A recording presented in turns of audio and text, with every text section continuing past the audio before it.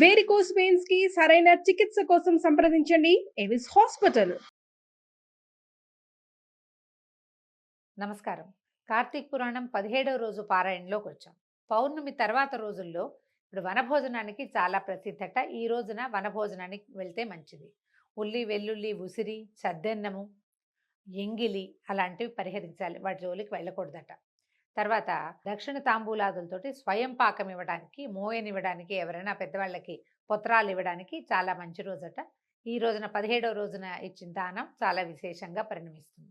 అయితే మనం పురాణంలోకి వస్తే, నిన్నటి పురాణంలో మనం ఏం చెప్పుకున్నాము? స్తంభం, ఒక దీపస్తంభాన్ని పెట్టారు. దీపస్తంభం పగిలి అందులో నుంచి ఒక మానవుడు బయటకు వచ్చాడు. ఆయన పేరు ధనలోభి. అయితే మన మునీశ్వరుణ్ణి ఆయన అడుగుతున్నాడు అనమాట, ఏ కారణం చేత నాకు ఇట్లా మానవ రూపం వచ్చింది, దేనివల్ల నాకు ఇది జరిగింది, నాకు పూర్వజన్మలన్నీ జ్ఞాపకం వచ్చినాయి అని మునిశ్రేష్ఠుడిని ప్రశ్నిస్తే, మా మతంగ మహాముని ఇలా చెప్తున్నారు. నీకు కలిగిన ఆశ్చర్యం నాకు అర్థమైంది నాయన. ఎలాంటి పుణ్యకర్మ చేయలేదు, ఏ విధమైన ధర్మము ఆచరించలేదు, అలాంటిది ఈ చెట్టు జన్మ నుంచి విముక్తి ఎట్లా కలిగిందని నీకు సందేహం వచ్చింది. జన్మ అనేది చేసిన కర్మఫలం. కర్మల వలననే ఆత్మకి దేహం అనేది కలుగుతుంది. మనం ఇంకొకళ్ళ ఇంట్లో పుట్టామంటే మనం వీళ్ళకి బాకీ ఉన్నామనే. ఆ శరీరం ఎందుకు వస్తుందంటే, ఒక జీవుడు ఒక పిల్లవాడి శరీరంలో, ఒక ఇంట్లో, ఒక పిండంలో ఎందుకు ప్రవేశిస్తాడంటే, ఆ ఇంటి వాళ్ళకి తను బాకీయో, తనకే ఇంటి వాళ్ళు బాకీయో ఉంటారు. కేవలము పూర్వజన్మ కర్మార్జితం వల్లే ఒక చోట మనకి జననం అనేది సంభవిస్తుంది. అయితే ఆత్మ ధరించిన దేహం వలన కర్మ నిర్వహణ జరుగుతుంది. మనం ఎక్కడ పుట్టామో ఆ శరీరం వల్ల మనం చేయవలసిన కర్మలు, దాన ధర్మాది కర్మలు కూడా, మన నిత్యనైమితిక కర్మలు అన్నీ కూడా మనం ధరించిన శరీరం వల్లే జరుగుతాయి. కనుక శరీరమే కర్మకి కారణమవుతోంది. కానీ అహంకారంతో ఆత్మ ఈ శరీరమే అని వ్యవహరిస్తూ ఉంటాం. మనకి తెలియక ఇదే నేనని ఖచ్చితంగా భావిస్తాం. ఈ నేను ఇది కాదు, కొంతకాలం తర్వాత ఈ నేను అనేది మారిపోతుంది అనేది మనకి తెలుసు, కానీ జ్ఞాపకం ఉండదు. అహంకారమే దానికి ప్రధానమైన కారణం. ఈ అహంకారంతోనే ఈ నేను నాది అనబడే జీవాత్మే ఈ అహంకారం. ఈ అహంకారంతోనే సర్వస్వము అనే భావన కలుగుతుంది. ఆత్మ పరమాత్మ స్వరూపం. పుట్టుక, మరణము, వృద్ధి పొందటము, క్షీణించటము, అంటే చావు పుటకలు, పెరగటము, నశించిపోవటము కూడా శరీరానికి మాత్రమే ఉంటాయి, ఆత్మకి ఉండవు. ఆత్మ నిత్యమైనది. కర్మకి కారణమైన శరీరము పంచభూతాలతోటి తయారవుతుంది. రంగు, రుచి, వాసనలకు, ఆహార విహారాలకు, సుఖదుఖాది అనుభవాలకు, ఆవేదనలకు గురి చేయబడుతూ ఉంటుంది. వివేకము, విజ్ఞానము, అవ్యామోహము కారణంగా పాపపుణ్యాలు, వ్యామోహాల కారణంగా పాపపుణ్యాలు సంప్రాప్తం అవుతుంటాయి. మనకు తెలిసి తెలియక కొన్ని చేస్తాం, కొన్నిటికేమో తొందరపడతాం, కొన్నిటికి ఆగలేకపోతాం.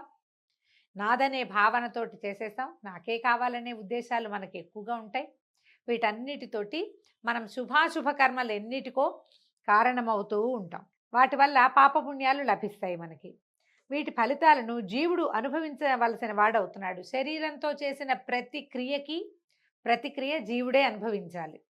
వీటి ఫలితాలను అనుభవించాలి. ఏ విధమైన కర్మలు లేకపోవటమే ముక్తి. ముక్తిని కలిగించేవే పుణ్యవ్రతాలు మొదలైనవి.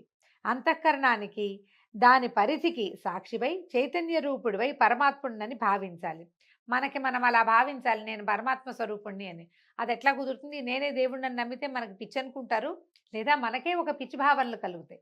కొంచెం ఎక్కువ అహంకరించకుండా ఉండగలిగితే బాగుంటుంది. కానీ మనం అలా ఉండలేకపోతాం. మాయ మనని దాంట్లోంచి బయటికి రానివ్వదు. అలా భావించడానికి శరీరం ఘటంలాగా లోపంతో కూడి ఉంటుంది కనుక శరీరాలు పరమాత్మ యొక్క నిశ్చలమైన రూపాలు కాలేవు. అన్నిటికీ మనం రాగద్వేషాలకి లోబడిపోతూ ఉంటాం. పరిస్థితులు మనని అటు లాగేస్తూ ఉంటాయి. శరీర ధర్మాలు విపరీతంగా ఉంటాయి. శరీరం చూడండి, ఏదైనా టెన్షన్ రాగానే మనకు ఆందోళన వచ్చేస్తుంది, కాళ్ళు నిపోతాయి, గుండె దడదడలాడిపోతుంది. ఆ కష్టాలన్నీ మనమే అనుకుంటాం. అవి తాత్కాలికమని మనకు అనిపించదు, అర్థం కాదు, అనిపించదు. ఇంకంతే, దానికి ఏ కారణము ఉండదు. దాన్ని జయించగలిగితేనే, వివేకంతో జయించగలిగితే మనం అందులో నుంచి బయటపడతాం. జనన మరణ చక్రంలో నుంచి కూడా బయటపడగలుగుతాం. కానీ అది మనం జయించలేకపోతాం. ఏ ఒకరి వల్ల కూడా ఇది కాదు. అలా జయించగలిగిన వాళ్ళే మునులో, ఋషులో, మహాత్ములో అవుతారు. ఇప్పుడు మహాత్ములు ఎక్కడున్నారు? ఏ మహాత్ములు కూడా ఈ మాయను జయించలేకపోతున్నారు. కొంతకాలానికి మహాత్ములుగా ఉన్నప్పటికీ మళ్ళా మాయా ప్రపంచం మనమే వాళ్ళ చుట్టూతా చేరి మహాత్ములు కూడా మనలోకి లాగేసుకుంటూ ఉంటాం. ఇలాగే జరుగుతుంది. శరీరాలు పరమాత్మ యొక్క నిశ్చల రూపాలు కాలేవు. శరీరము ఆత్మ కాదు. ఆత్మ పంచభూతాత్మకమైన శరీరం కాదు. ఈ శరీరంలోని ఇంద్రియాలు నువ్వు కాదు, నీవి కాదు. ఈ ఇంద్రియాలు వ్యామోహాలకి లోనవుతూ హానిని కలిగిస్తుంటాయి. మన పంచ జ్ఞానేంద్రియాలు, పంచ కర్మేంద్రియాలు వీటికన్నీ వ్యామోహాలే ఉంటాయి. చూడకూడదే చూస్తాం, తినకూడదే తింటాం, చేయకూడదే చేస్తాం, వెళ్ళకూడని చోటుకే వెళ్తాం, ముట్టుకోకూడనివే ముట్టుకుంటాం. మనకి లోపల ఒక వివేకం ఉంటుంది, చెప్తూ ఉంటుంది అది వద్దు వద్దు వద్దు అని. మనం వినం. ఈ వినకపోవటం వల్లే మనకు సమస్యలు వస్తాయి. వాటి కారణంగానే నీకు పరమాత్మ అయ్యే స్వతంత్రత లేదు. దిక్కుకు ప్రయాణం చేసే ప్రత్యేగాత్మ అని నిర్ధారణ చేసుకో. యావత్ సన్నిధానం కారణంగానే దేహేంద్రియాలు, జడత్వము, ప్రాణం ఉన్నా పుట్టుకలేని ఆత్మ అని అనిపిస్తుందో, ఏ సన్నిధానం వల్ల ఆ పరమాత్మ నువ్వు అని నిశ్చయించుకోవాలి. జాగ్రత్త, స్వప్న, సుషుప్తి అవస్థల యందు పదార్థాలన్నీ కలిసిపోయినప్పుడు వికారములు లేనివాడై సాక్షిభూతుడై చూస్తున్నది ఎవడో వాడే నువ్వని భావించు. జాగ్రత్త, స్వప్నము, సుషుప్తి లేని పరిస్థితి ఎప్పుడు వస్తుంది? ధ్యానంలో కలుగుతుంది. ధ్యానమగ్నుడైన వాడు ఇది నేను కాదు అని బయటికి వెళ్ళి చూడగలుగుతాడు. అందుకని మనం మెడిటేషన్ చేయండి, ధ్యానం చేయండి అని చెప్తారు. దానికోసమే మంత్రోపదేశము. నీ పనే నీకు పూజ, తదేక దృష్టితో చెయ్యి, ఏకాగ్రత కలిగి ఉండు, ఇలాంటి మాటలన్నీ దానికోసమే చెప్తారు. అప్పుడే నువ్వు నువ్వు నువ్వు కాదని తెలుసుకోగలుగుతావు. అది ఎప్పటికి తెలుస్తుంది? మనకు ఆ ఏకాగ్రత అసలు కుదరనే కుదరదు. మనకి ప్రాపంచికమైన విషయాలు మనుషుల్ని బయటికి లాగేస్తూ ఉంటాయి. దీపం వేరు, వెలుగు వేరు అని అనిపించినట్లే శరీరం వేరు, శరీరంలో ప్రకాశించే ఆత్మ వేరు అని గ్రహించు. ఆత్మస్వరూపుడైన పరమాత్మను ధ్యానించు. సత్యాసత్యములందు, ప్రియాప్రియములందు ఇష్టుడైన సర్వసాక్షియే నిత్యమని నిశ్చయించుకో. ఎప్పుడు కూడా ఇంద్రియాలు, మనసు, ప్రాణము, అహంకారము, దేహము వీటన్నిటికంటే అతీతంగా 6 విధాలైన వికారాలు లేకుండా ఉండేవాడే పరమాత్మ. అజ్ఞానాంధకారం లేనిది, చెరగనిది, చెదరనిది, నిర్మలమైనది, సుఖజ్ఞానం కలిగించేది ఆత్మస్వరూపం. సుఖానికి, ఆనందానికి అతీతమైనది, పరిపూర్ణమైనది, శాశ్వతమైనదైన స్వరూపమే పరమాత్మ.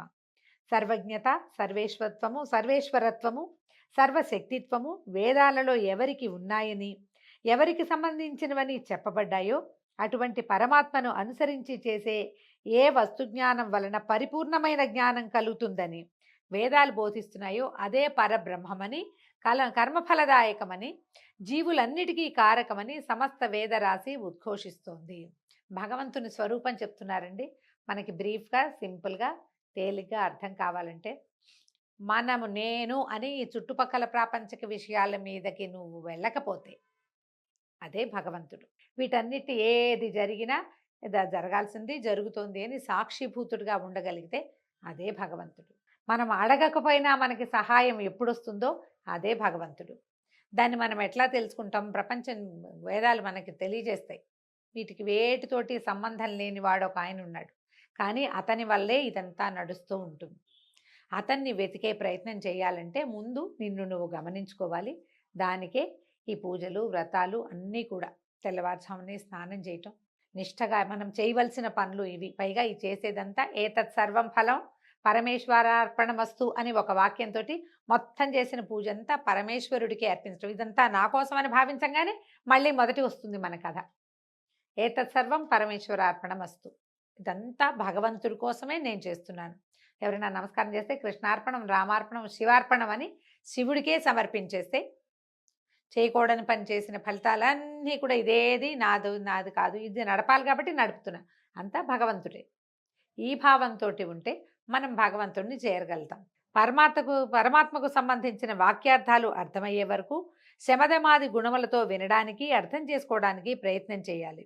ఆత్మజ్ఞానాన్ని సంపాదించడం కోసమే పనులను ఆచరించాలి. పొందిన ఉపదేశాలకు తగిన విధంగా యథావిధిగా కర్మల్ని ఆచరిస్తే ఆ కర్మ వలననే జన్మ తరిస్తుంది. స్వయం సిద్ధమైనవైనా అప్రయత్నములైనా సరే నీ కర్మఫలాలు అనే బంధం తొలగటంతో మోక్ష సిద్ధి కలుగుతుంది.